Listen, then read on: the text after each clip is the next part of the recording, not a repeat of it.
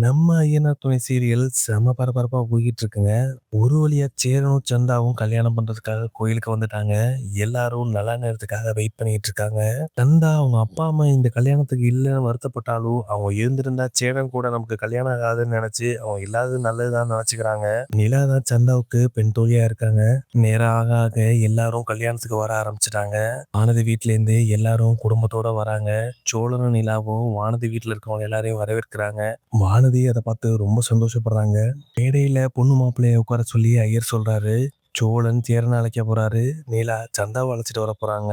2 பேரையும் அழைச்சிட்டு வந்து மணமேடையில உட்கார வைக்கிறாங்க.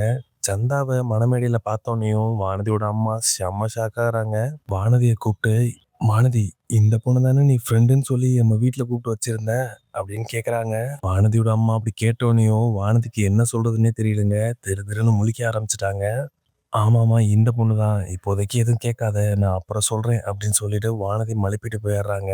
சேரன் மணமேடையில மாப்பிள்ளையா ஒரு பொண்ணோட உட்கார்ந்துருக்கத பார்த்து கார்த்திகா ரொம்ப சந்தோஷப்படுறாங்க. மாமாவுக்கு ஒரு வழியா கல்யாணம் ஆக போகுதுன்னு ரொம்ப சந்தோஷப்படுறாங்க. அப்பாடா, இவனுக்கு ஒரு வழியா கல்யாணம் ஆக போகுது அப்படின்னு நினைச்சு நடேசன் ரொம்ப சந்தோஷப்படுறாரு.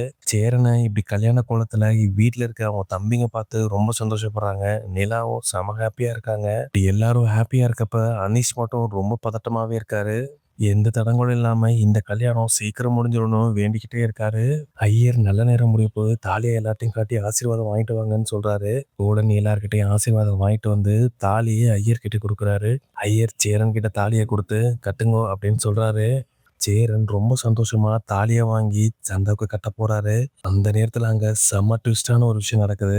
சேரன் சந்தா கழுத்துல தாலி கட்டுற நேரத்துல பயங்கரமான ஒரு சத்தம் கேக்குது. எல்லாரும் ஷாக்கிங்கா திரும்பி பாக்குறாங்க.